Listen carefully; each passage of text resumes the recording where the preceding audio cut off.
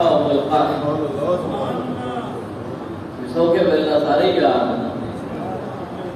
Okay ویسا یار اور پھر پتا چلے نا بھی یار ہے فرمایا کہ وہ لوگ کہ جنہوں نے تکلیف اور مصیبت اور زخم اور امتحان آنے کے بعد بھی کلمے پہ جو ڈٹے رہے ان کی بات ہے من بعد ما اصابهم القرح، جنہوں نے اللہ رسول کی آگام کو زخم کھانے کے بعد بھی لبیک کہے پھر اسی اجلی کہے ہم آپ بھی حاضر ہیں، ٹھیک ہے نا؟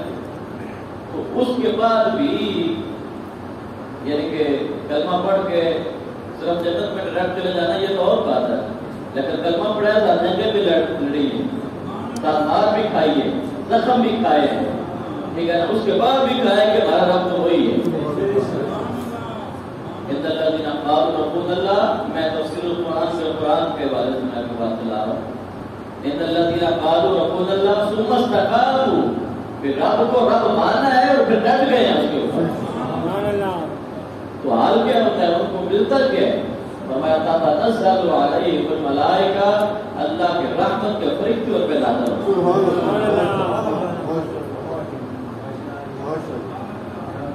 ہیں۔ تکلیف کے بعد یہ اور سوال ہے، اس کا اور مزہ ہے، اس کا اور اجر ہے، ان کے لیے اللہ رب العالمین نے یہاں پر اجر بھی بیان کیا، فرمایا للذین احسنوا منہم واتقوا اجر عظیم۔ اللہ پاک فرماتا ہے کہ وہ لوگ کہ جنہوں نے نیکی کی اور اچھائی کی، بھلائی کی، اللہ پر ایمان لائے، تکلیف لانے کے باوجود، امتحان دینے کے باوجود، آزمائش آنے کے باوجود ڈٹے رہے، ڈگمگائے نہیں ہیں، ہلے نہیں ہیں، ٹھیک ہے نا؟ فرمایا واتقوا، ڈرے بھی، پرہیزگاری بھی اختیار کی، تو ان کے لیے کیا فرمایا؟ اجر عظیم، اللہ رب العالمین نے ان کے لیے اجر عظیم تیار کر دیا۔ کیا تیار کیا ہے؟ اجر عظیم۔ تو اندازہ لگائیں کہ جس کو اللہ فرمائے کہ عظیم اجر تیار کی ہے،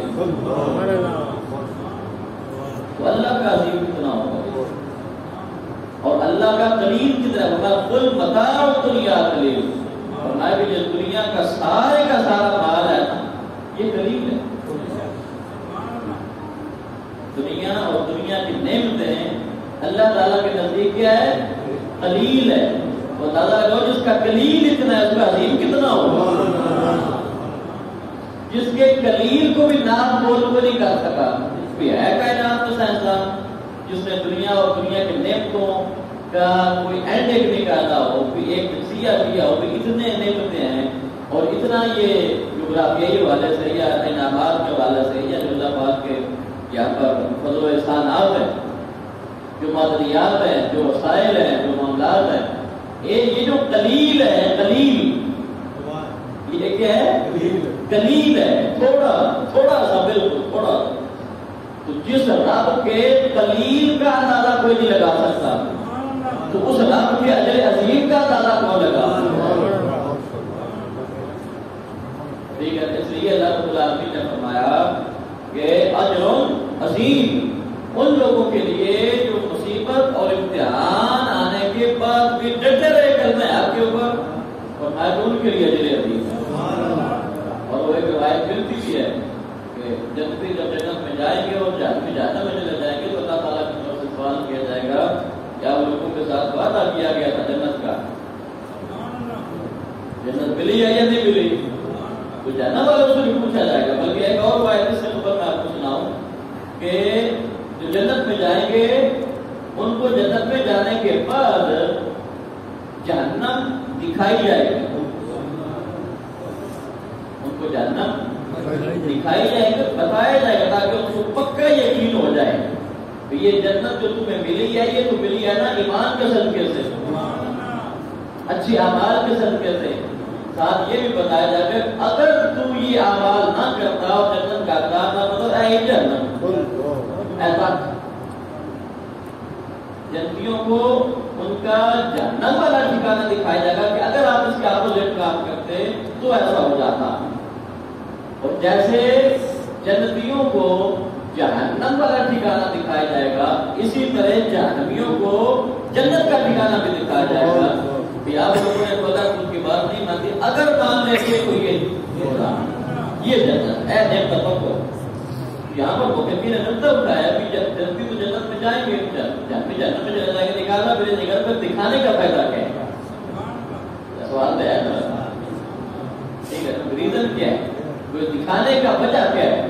فرمایا اس لیے تاکہ جو جنت میں جائیں گے وہ اللہ کا اور شکر ادا کریں، ان کی یقین میں اور اضافہ ہو جائے.